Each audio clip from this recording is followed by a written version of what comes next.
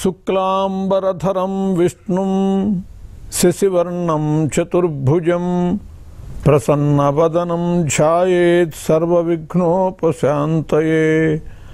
ఆపదామపహర్తారం దాతారం సర్వసంపదాం లోకాభిరామం శ్రీరామం భూయో భూయో నమామ్యహం. బుద్ధిర్బలం యశోధైర్యం నిర్భయత్వమరోగత అజాడ్యం వాక్పటుత్వం చ హనుమత్స్మరణాత్ భవేత్.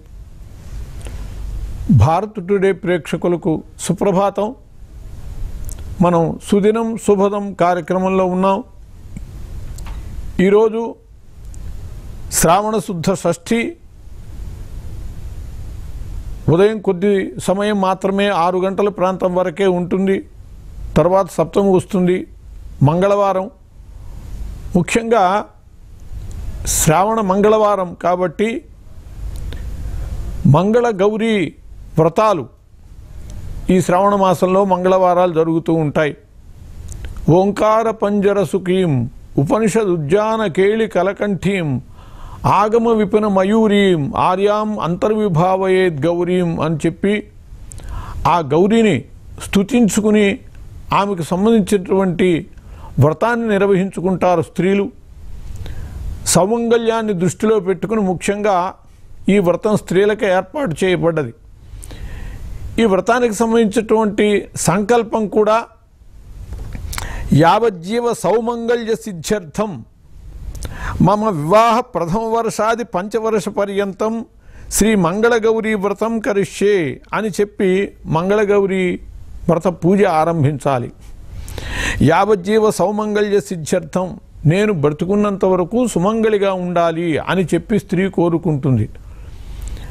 భర్త మరణిస్తే సౌమంగళ్యం ఉండదు కాబట్టి తాను ఉన్నంత వరకు తన తోడైనటువంటి భర్త కూడా ఉండాలి అని చెప్పి కోరుకుంటూ, ఇది ఆడవాళ్ళు చేసినా కూడా సౌమంగళ్యాన్ని దృష్టిలో పెట్టుకుని చేసేటప్పుడు కాబట్టి వాళ్ళ భర్తలకు కూడా పురుషులకు కూడా హితకరమైనటువంటి దాన్నిగా ఈ వ్రతాన్ని మనం గుర్తించాలి.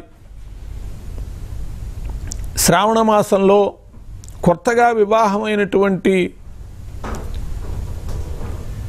అమ్మాయిలు ఈ వ్రతాన్ని ఆరంభించుకుంటారు.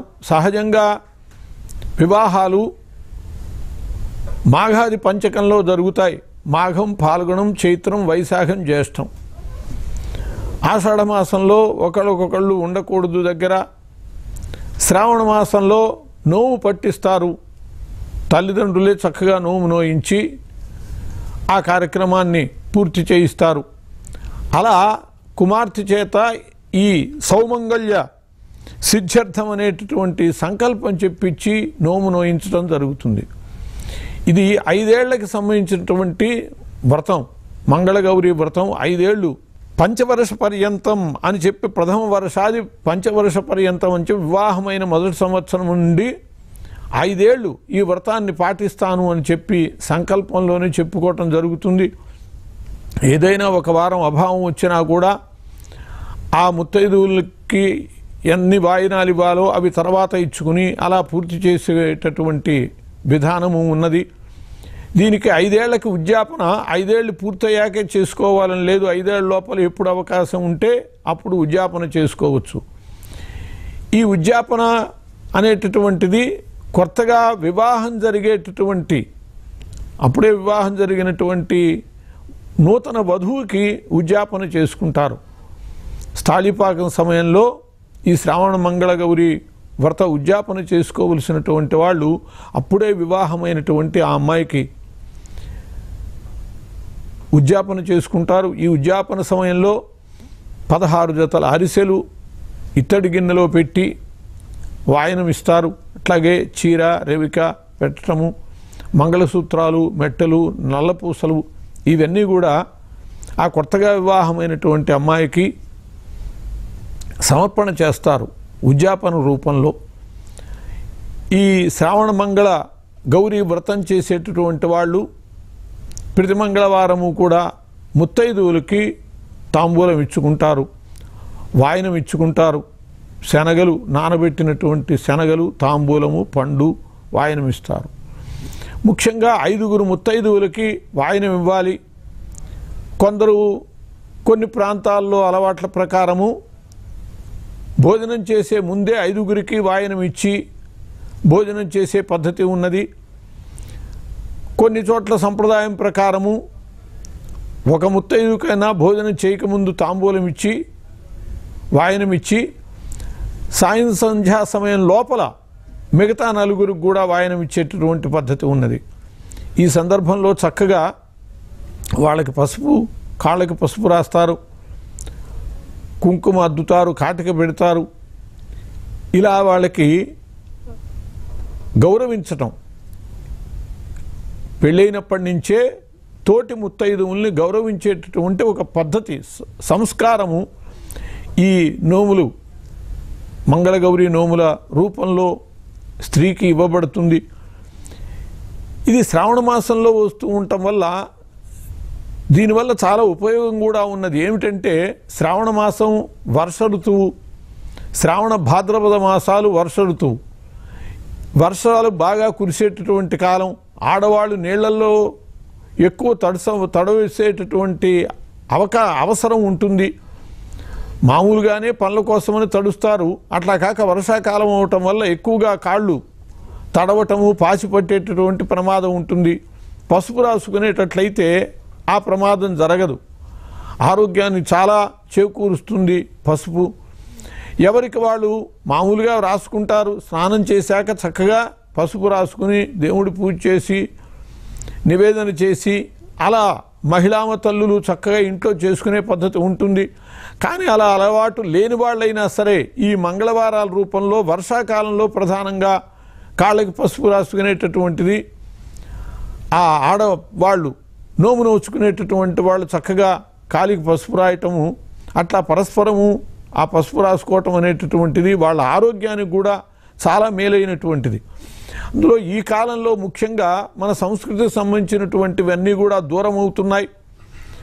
అందువల్ల ఈ నోములు సక్రమంగా నోచేటటువంటి పద్ధతిని తెచ్చేటట్లయితే పెద్దవాళ్ళైనటువంటి వాళ్ళు కనీసం మన సంస్కృతి కొంతైనా ఈ నోముల రూపంలో అమలు చేయబడుతుంది. చక్కగా చీర కట్టుకోవటము, బొట్టు పెట్టుకోవటము, మామూలుగా అయితే కనపడనట్టుగా బొట్టు పెట్టుకుంటున్నారు. ఇలా నోముల్లో బొట్టు పెట్టేటటువంటి వాళ్ళైతే చక్కగా పూర్తిగా బొట్టు పెడతారు. అలా పేరంటాలకు వెళ్ళినటువంటి సందర్భంలో అలా బొట్టు పెట్టించుకోవటము, కొందరు అజ్ఞానంతో దాన్ని తుడుచుకుంటూ ఉంటారు. అలాగే కాటుక పెట్టుకోవటము, పసుపు రాసుకోవటము, ఈ అలవాట్లు కావటం కోసమని వీటిని వినియోగించేటటువంటి పరిస్థితి కూడా చాలా మేలైనటువంటిది.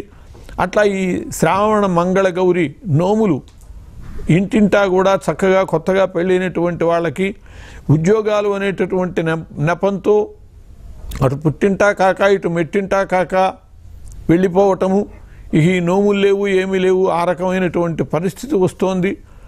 మన సంస్కృతికి దూరం కాకుండా ఉండటం కోసమని ఆ నోములను అలవాటు చేసుకోవటం మంచిది.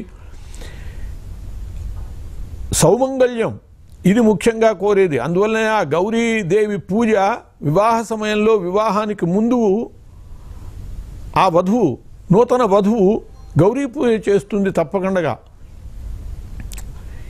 ఈనాడు కాదు, ద్వారకలో ద్వాపర యుగంలో కృష్ణ పరమాత్మని ద్వారక కబురంపై ఆహ్వానించుకున్నటువంటి రుక్మిణి తనని స్వీకరించడం కోసమని కృష్ణునికి వీలుగా ఆమె గౌరీ మంటపానికి వెళ్ళి అక్కడ పూజా కార్యక్రమాలు నిర్వహించుకుని ఆమె దయవల్ల తాను అనుకున్నటువంటి కృష్ణ పరమాత్మని చేపట్టగలిగింది. కృష్ణుడు వచ్చి అక్కడే తీసుకువెళ్ళాడు. ఇట్లా ఆ గౌరీ పూజ వల్ల సౌమంగళ్య ప్రాప్తి చేకూరుతుంది. అటువంటి మంగళగౌరి వ్రతాలను చక్కగా స్త్రీలు పాటించి సంస్కృతిని రక్షించుకోవాలి. స్వస్తి.